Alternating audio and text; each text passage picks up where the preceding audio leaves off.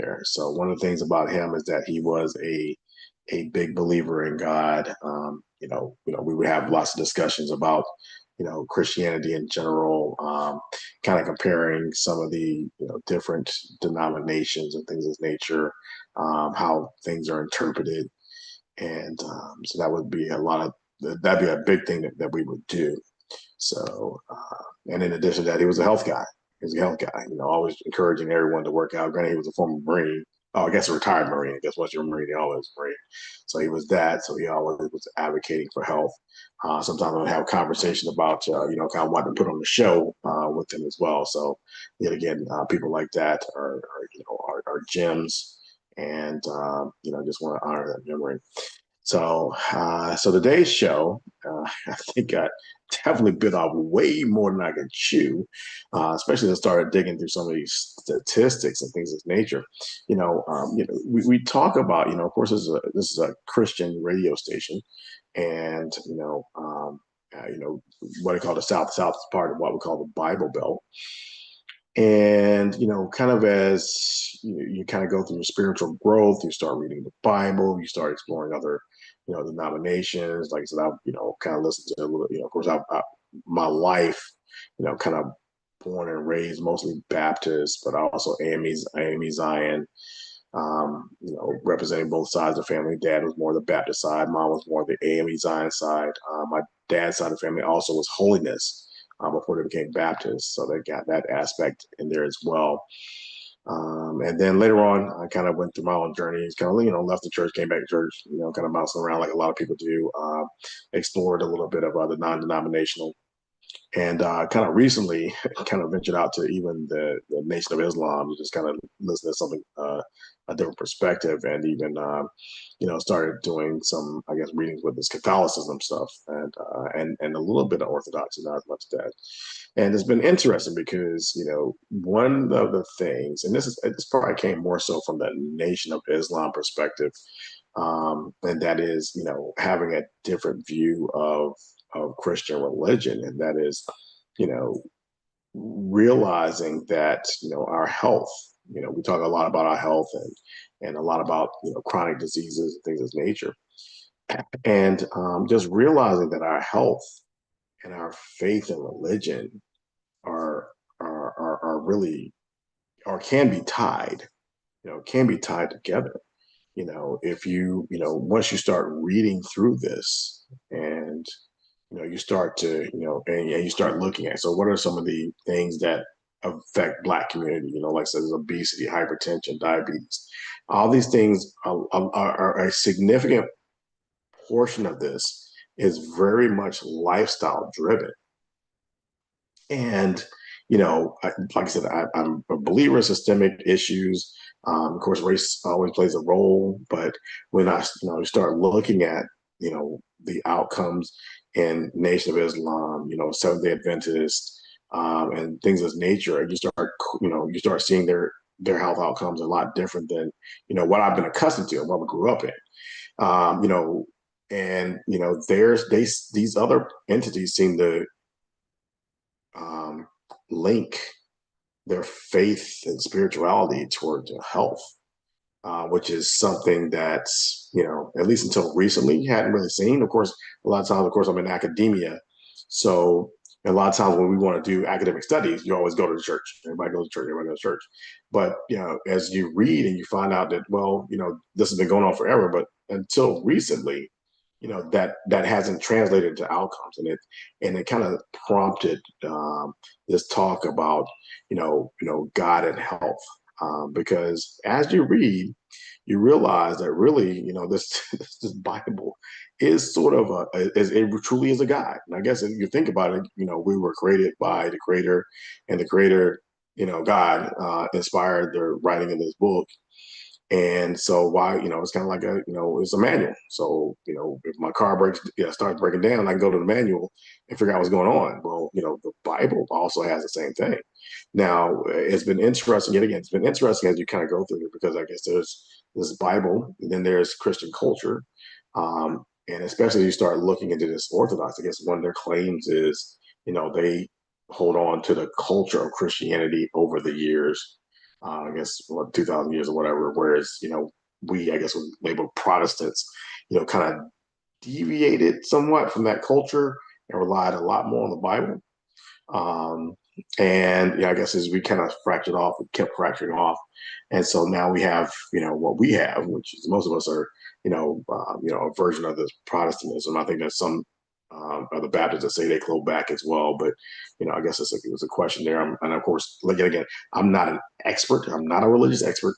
I will tell you this right now, but as I'm reading, it's becoming quite interesting to see the various variations. But this is kind of my high level, just getting into this look. And yes, it seems to be a little bit of rambling here, but at the end of the day, what we're finding is that this, the question, may become, whether or not that Bible alone is enough to keep, is enough for everyone, or is there a culture, basically a Christian culture, that also should associate with this? And then also, you know, kind of like when you read in the Bible, there's a lot of different ways you can read this. So, like if you read it, but if we read it properly, it, I will say that as a person that I've read it now, went through it once by myself, and now I'm going through it with, a religious expert who's actually explaining things. And one of the things you realize is that we really weren't meant to be unhealthy. A lot of the things that drive, you know, the chronic conditions, yet again, a lot of things that drive the chronic conditions in our communities, if you look back at it, especially as if you look at it from a lifestyle medicine perspective, which I recently became became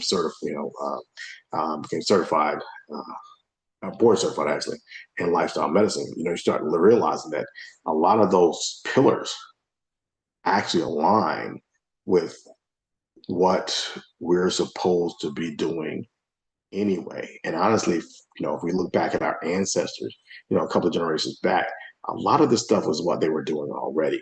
So the question becomes, like I said, okay, so if we align our faith, or if we, maybe go back and pick up some of the um, faith and the culture that we had before, can we fight this chronic disease epidemic by aligning our lives with what is actually inside the Bible.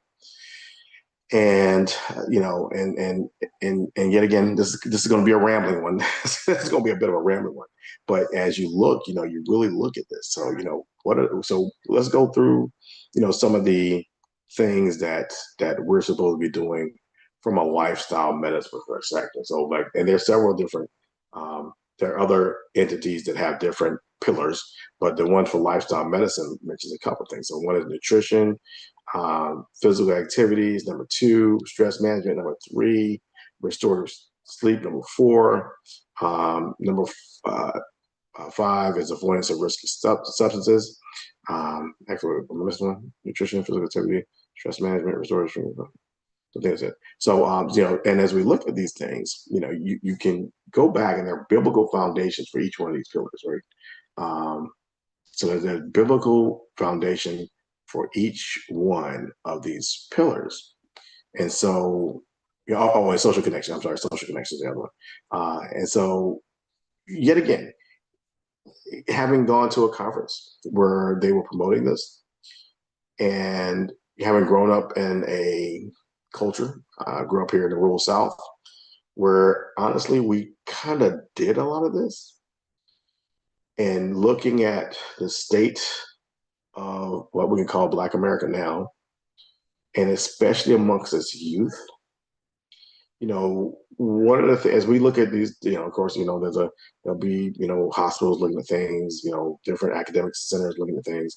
But the question is, maybe we just go back to the basics of what's going on. So, like when you talk about, like when you talk about diet, what's the driver for chronic disease currently? Okay, so there's certain foods that we're remember. Matter of fact, if you go through Leviticus, there's a list of foods that we actually are not supposed to be eating. Now, of course, we're like when Jesus, was crucified, we're under grace. And one of the things that one of the apostles mentions is that what goes into our mouth doesn't defile us as much as what comes out. So, they don't defile us. But one thing you have to ask yourself is like, does that still mean we're supposed to eat? Maybe it doesn't defile us in a way that it's no longer a sin or detestable, but are we still supposed to eat it? Because one of the things that I've struggled with after reading this Bible a couple of times is whether or not we're supposed to eat pork, which is interesting, because of course in the Old Testament is detestable, and now of course apparently we can eat it, but maybe it shouldn't be our preferred food. Um, maybe maybe it should not be our preferred food. And not that we can't eat it at all, but like I said, it should not be something that we pile on our plate. So we eat a little bit of it, eat in moderation, and kind of go from there, and be careful about what we put on there in terms of sweets. So nutrition becomes one of those pillars. One of the things that lifestyle medicine promotes is a whole food plant-based diet. And as you look at this evidence of plant-based diets, I mean, like that was the Adventist, their outcomes are some of the best. Much better than the average Black person. Matter of fact, that they have comparisons of, the Seventh Day Adventist um, health outcomes and the Baptist health outcomes. And the Baptist health outcomes are, super bad. Whereas the Adventists have, there's increased longevity, there's decreased diabetes, decreased hypertension. So, so that goes into, that culture that's aligned with that particular, I guess, branch or denomination.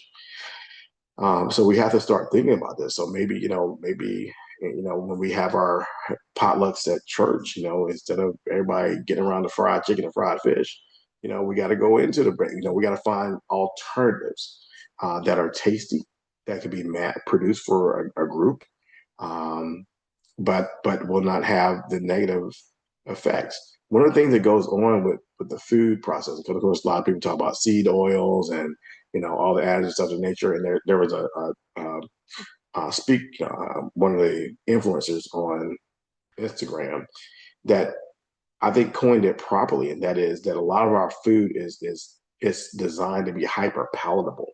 So it's nutrient dense and hyper palatable. That's what goes on with the chips and a lot of our other foods is in containers. Because some entity wants to sell more of it. They put extra sugars in there. They put extra salt in there. We have to remember that sugar, salt, and fat tastes good. So if they can find a way to make it taste even better and to pack it in there, that's what they're going to do. They don't, it's kind of like Pringles. They don't want you to eat one or two chips. They want you to eat the whole can. And that's what it's designed to do, is to get you to eat that way.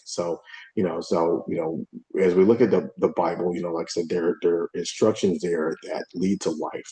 And so from a food standpoint, we have to look and make sure we do that.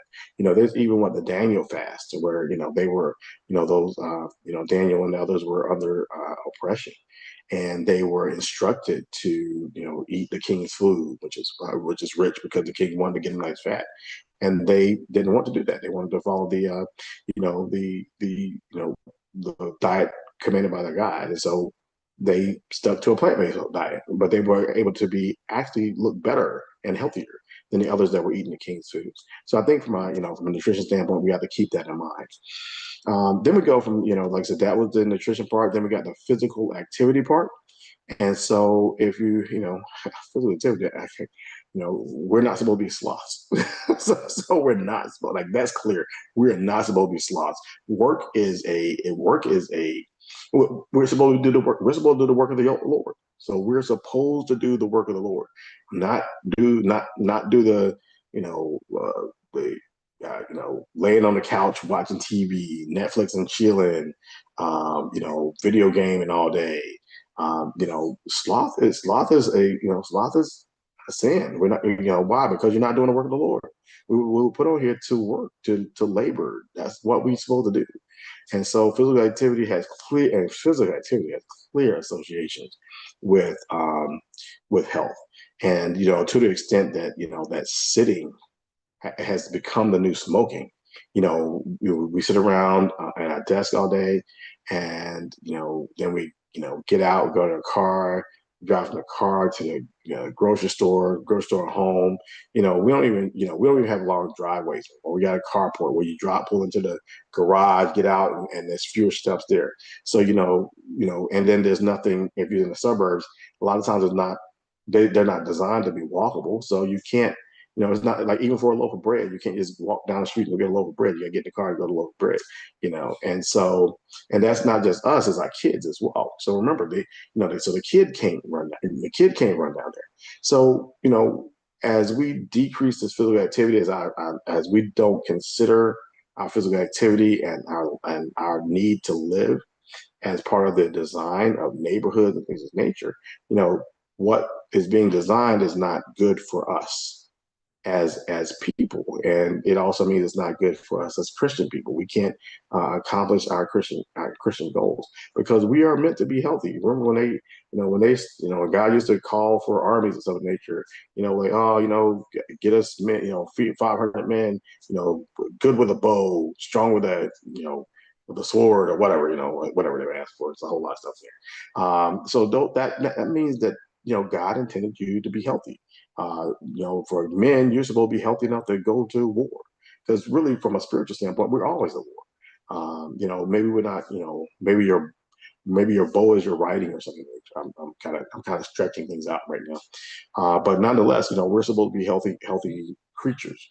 We're not meant to be, to do these activities, minimize activities that make us less healthy. And so we have to keep this in mind. And so, like I said, when you're maybe from a church standpoint, we promote, more activity and less sedentary, not having too many meetings. I mean, like I said, that's one thing, that was actually mentioned as a possible contribution to the worst health outcomes for, I think it was the Baptist denomination, is that, there was proposed that because of the individuals, especially women's devotion to the organization, and the organization would have numerous meetings all the time, that they were prioritizing those church meetings over, rest, physical activity. And that literally was proposed as one of the contributions to the worst health outcomes for Black Baptist people. So like I said, so that's something else to keep in mind. Um, so what else do we have from lifestyle medicine? So we got stress management, okay? And so now I think that piece is clear. Like I said, from stress management standpoint, we're instructed to cast all our anxiety on him, because he cares for us. Like I said, we're not supposed to worry. We're not supposed to be afraid. Um, these things are clear. And like, if you read this Bible, that's one thing. Do not be afraid. Do not be afraid. Now, granted, sometimes, God is sending an angel, which, accordingly, apparently the Bibles, the way we write up, we create angels is this human-like person with some wings. But apparently, the angels that are actually in the Bible, the way they describe them, are these kind of things with like multiple eyes, and it's got some wings. It's like multiple wings and stuff of nature. So very strange looking creatures. And so apparently, this is showing up in front of people, and God is like, "Don't be afraid." Like, okay, well, dude, can you get something a little more familiar? I guess I don't know. Hopefully, that's not heresy or something. I don't know. But anyway, but this is a consistent theme throughout our Bible, is to have faith, because if we have faith, we think that everything's in the hands of God. Then then that should take away your anxiety and your worries. Now, of course, I always say to people, like, so there's a difference between this organic anxiety and organic, especially depression. You have to be cautious about that, because there is there's stuff like reactive disorder with depressed mood, where your response to lots of stressors is to get your mood down. Okay. And then there are people that have, real organic depression that has to be managed with medications and things, and other things. So we always have to be careful about that. But, a lot of stress for a lot of folks is their response, like is them worrying about things that they really a lot of times don't even have control over. So that's one thing as well. So there's clear biblical support for stress management. Um, let's see. So another one was social connections. So from a social connection perspective, it is, we're we're not supposed to be alone. Okay, we're not supposed to be alone. And so, lifestyle medicine promotes social good, positive social connections as having good health outcomes. Our Bible promotes social connections. As a in terms of being a good Christian. So you have both of these things aligned. Okay. Social connections. We're actually supposed to be, yes, we're supposed to get baptized, we're supposed to connect with the Lord, but part of our religious experience is to be part of a church. We're not meant to just be out here, kind of on. And I'm gonna tell you right now, I am completely guilty of such a thing. I like, my religious readings, I listen to my religious music, but I I struggle. I struggle with being part of a religious community sort of church thing. And I think there's a common theme nowadays where people say that, oh, I'm religious, but I'll go to church or whatever. But you know, you need to be conscious of the fact that that's not okay. Okay, and I struggle with it. It's not okay. Like a lot of times, I work a lot, and I like working probably like working too much. But we're supposed to be part of a church. We're supposed to go worship together. We're supposed to, you know, um, we're supposed to, work together as a Christian community. As a matter of fact, we're supposed to be brothers and sisters in Christ, right? We're all adopted into that. So that is part of something that we also need to challenge. And we also need to remember that this is how God meant for us to be. Like I said, for men, like I said, right now, especially in the Black community, there's I call it a single crisis. The young men don't want to date, the young women don't want to date. Everybody thinks they can be on their own. Like that's not what we're called to do. Yet again, it's another area I struggle with. Like I said, I'm single. I'm forever single. But it's not what we're called to do. And I think that you know once you get comfortable with it, I think that's when it really becomes a problem. We're supposed to be out looking for the mate. For men, what you're supposed to leave your mother and father and go find a woman and become one.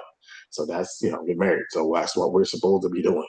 So I think that we need to keep that in mind and remember, like I said, for my health outcome as well. Like married men live longer than unmarried. So that's our health outcome. People that socially engage, do better than people that are not socially engaged. Loneliness is a risk factor for death in our old age. So all these things, yet again, God calls us to do one thing, we decide to go do something else, and that something else leads to a lot of these conditions that are leading to early death. The wages of sin are death. And then what that's what the Bible says again. And we tie those two together. So we have to be mindful of that as well. Um, so and be mindful of it and work on it. Like I said, there's a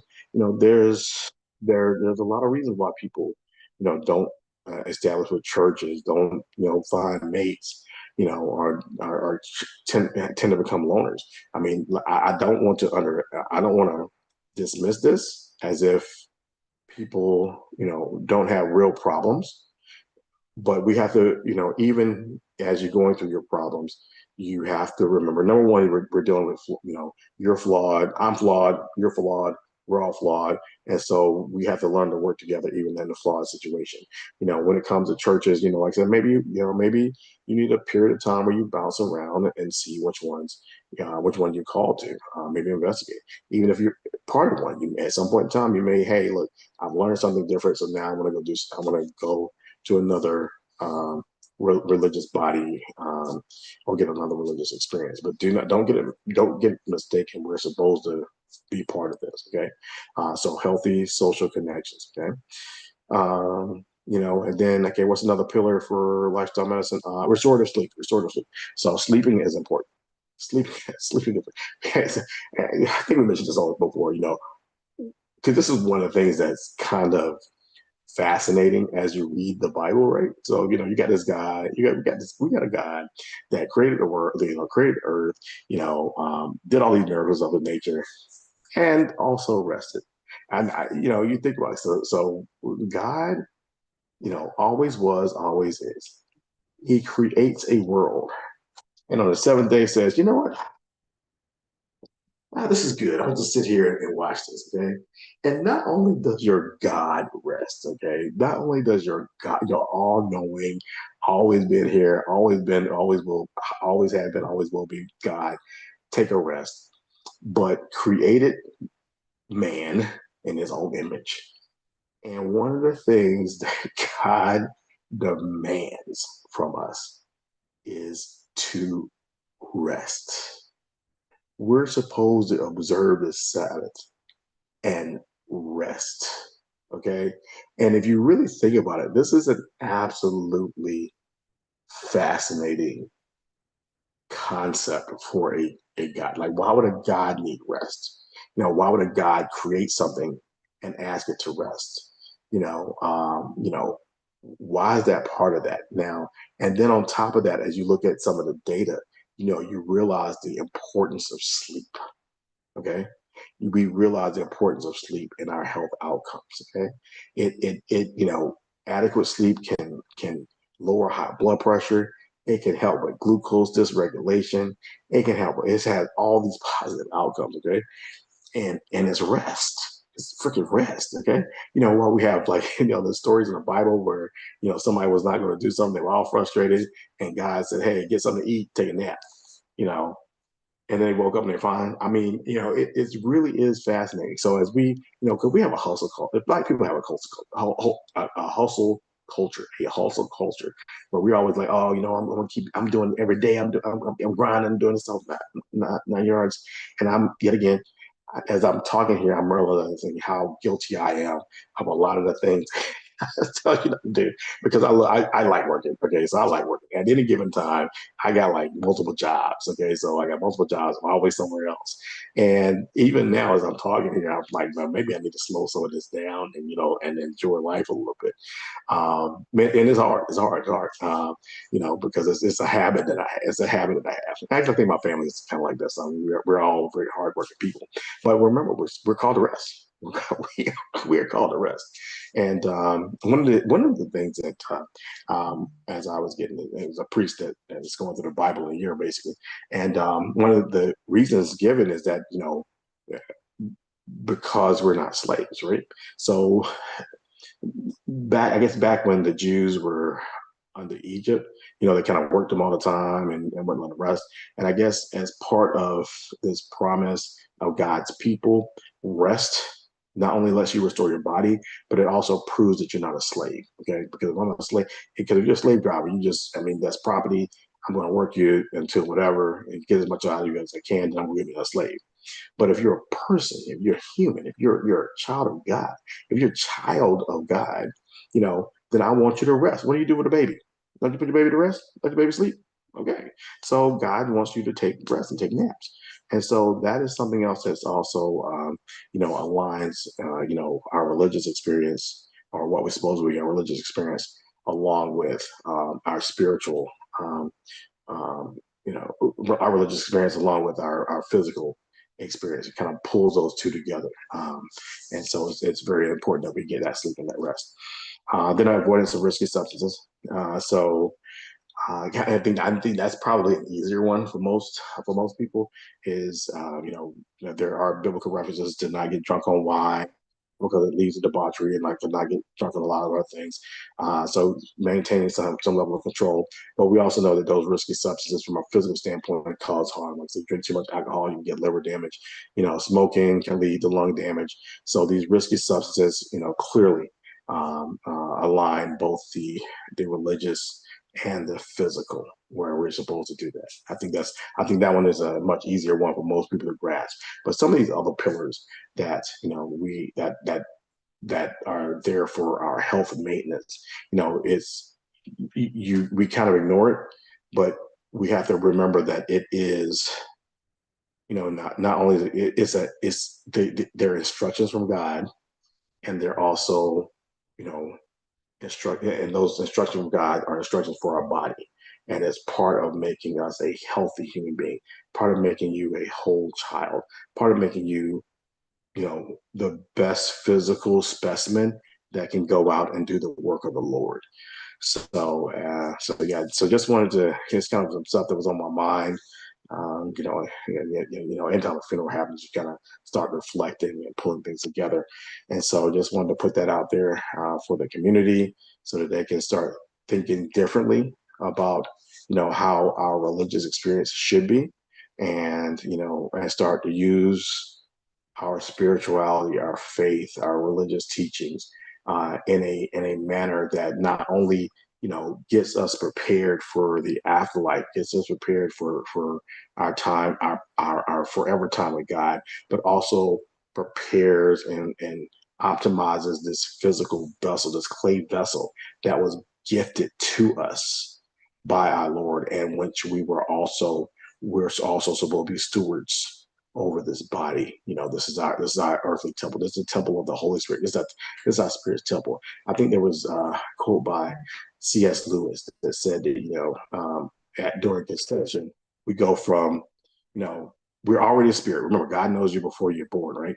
So we go from a spirit. So at conception, our spirit has a body. We are spirit, and when that egg and cell come together. That's conception. That's the beginning of our earthly body, our clay body. And so, if we think of it from that standpoint, we're gifted this body that will grow inside of our mother's womb. It will be born, and then we are tasked with maintaining this body and growing this body, but both mind, body, and spirit, as we go forward. And I think that's all for today. I kind of ran my time this time. So thank you for tuning in. I look forward to calling back next week, and we'll kind of go for there. Hey, sorry, I kind of got into I guess, got into the spirit, I guess. That's all right. Okay, That's all cool. right. We Cool. All right. Any questions or anything? No, sir. I appreciate you for calling in. Okay. All right. Sounds good. Thank you very much. Take care. Thank you. Bye bye.